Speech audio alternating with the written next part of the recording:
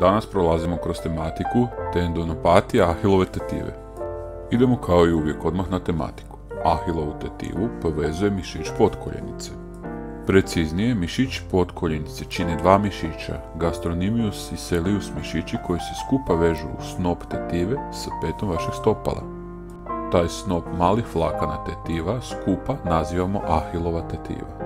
Takav snop, zvana ahilova tetiva, se tada veže za kost pete koja se zove calcaneus kost. Fleksija mišića potkoljenice aktivira ahilovu tetivu, te ju vuče i izaziva plantarnu fleksiju stopala, što za rezultat ima kontrolirano micanje stopala prema dolje. Ahilova tendinopatija uključuje oštećenje, oteklinu, upale i smanjenu funkciju ahilove tetive. Postoje dva tipa ahilove tendinopatije. Insercijska tendinopatija, koja se javlja u području unutar 2 cm od točke hvatišta na samoj kosti pete.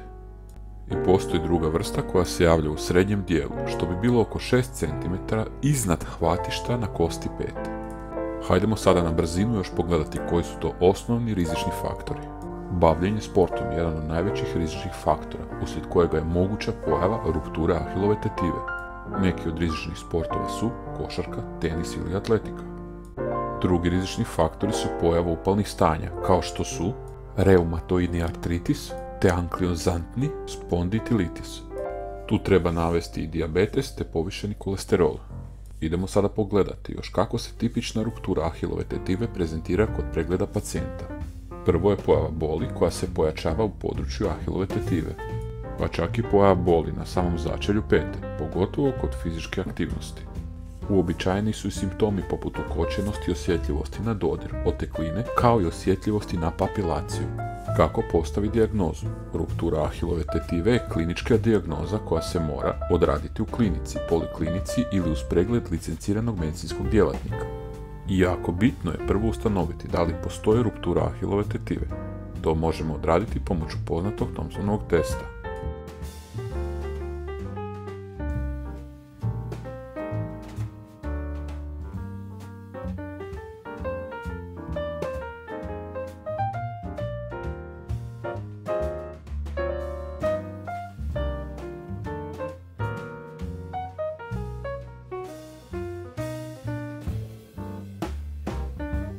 Opcije liječenja nakon rupture ahilove tetive. Odmor i smanjenje svih aktivnosti kako bih omogućili tetivi da zacijeli. Stavljanje hladnih obloga kako bih smanjili upalu. Lijekovi poput analgetika koje prepisuje doktor da smanjimo bol. Zatim korištenje ortoza kojima se pacijentu olakšava svakodnevno kretanje i samostalnost. Kod manje rupture pomaže i terapija udarnim valom, a u najgorem slučaju operacija, pa tek onda sve ovo ranije navedeno kao što smo naveli. Fizikalna terapija je ključan element u oporavku, uz pregled, izradu plana fizikalne terapije itd. Što se tiče fizikalne terapije, sada idemo proći kroz neke od elemenata koji pomažu u rehabilitaciji.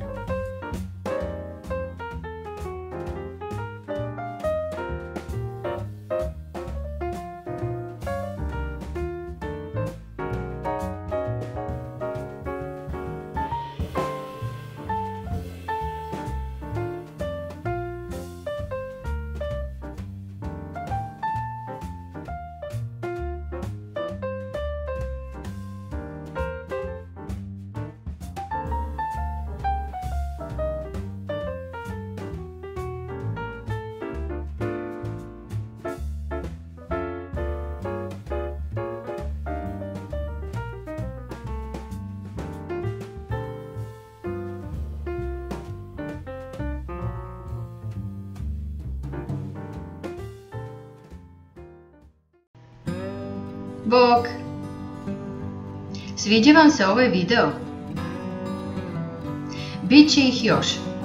Pretplatite se tu, na naš kanal. Besplatno je. I naravno lajkajte. Hvala vam!